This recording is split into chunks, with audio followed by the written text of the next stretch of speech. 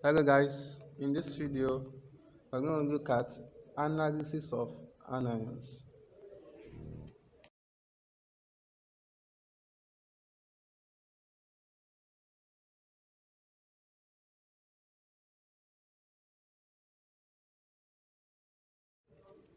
The presence of anions in aqueous solution can be identified by carrying out 1. Reaction with acids, 2.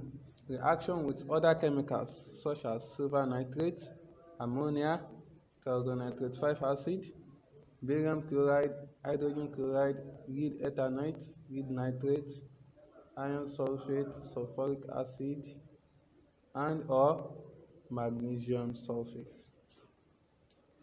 Anions are analyzed according to the group they belong. Hence, analysis of sulfates, analysis of halides, analysis of nitrates, analysis of carbonates, analysis of sulfides. Every family of anions has distinct method of analysis.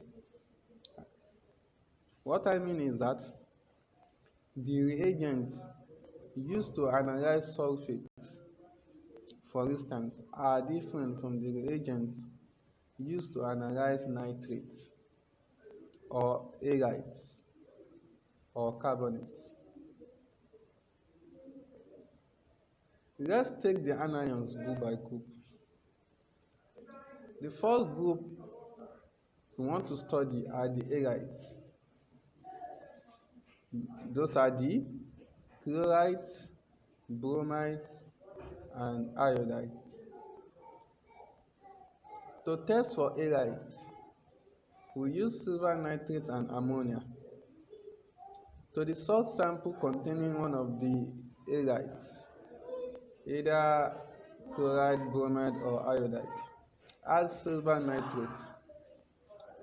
If a heavy white precipitate forms and precipitate is soluble in excess ammonia, then the presence of chloride is confirmed. The precipitate also turns violet when exposed to sunlight due to the formation of silver chloride. But if a pale yellow precipitate is formed and precipitate is insoluble in excess ammonia, then the presence of iodide is confirmed. However, if a creamy white precipitate is formed, which is slightly soluble in excess ammonia, then bromide is confirmed. The next anions we are going to look at are the sulfates. Sulfates are analyzed in solution using barium chloride and hydrochloric acid or thiazonitrate acid. To the salt sample containing one of the sulfates, add barium chloride. If white precipitate is formed, which is insoluble in excess hydrochloric acid or excess thiazonitrate acid, then sulfate 6 SO42- is confirmed. But if white precipitate formed, which is soluble in excess hydrochloric acid or excess thiazonitrate acid, then sulfate 4 ion SO32- is confirmed.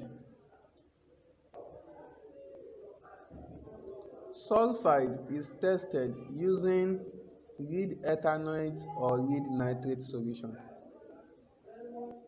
The formation of a black precipitate confirms the presence of sulfide.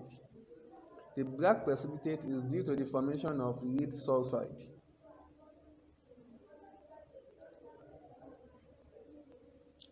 Now, let's look at nitrates.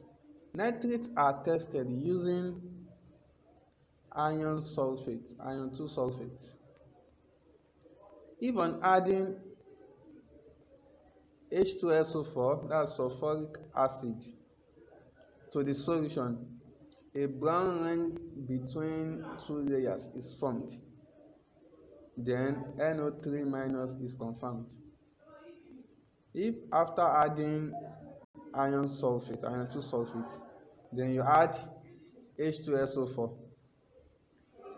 After adding H2SO4, if a brown ring between two layers is formed, then NO3 minus is what? Confirmed.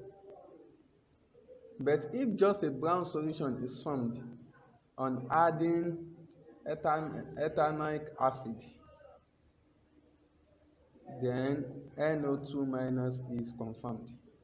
So the difference between NO3 minus and NO2 minus is that for NO3 minus, we use iron 2 sulfate and H2SO4. Then a brown ring is formed between two layers. But for NO2 minus, we use iron 2 sulfate and ethanoic acid, and just a brown solution is formed. And that shows the presence of NO2 minus. Carbonates are tested using HCl, hydrogen chloride.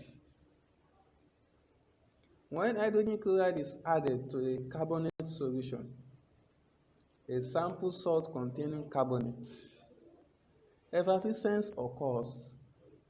The gas evolved turns lime water milky.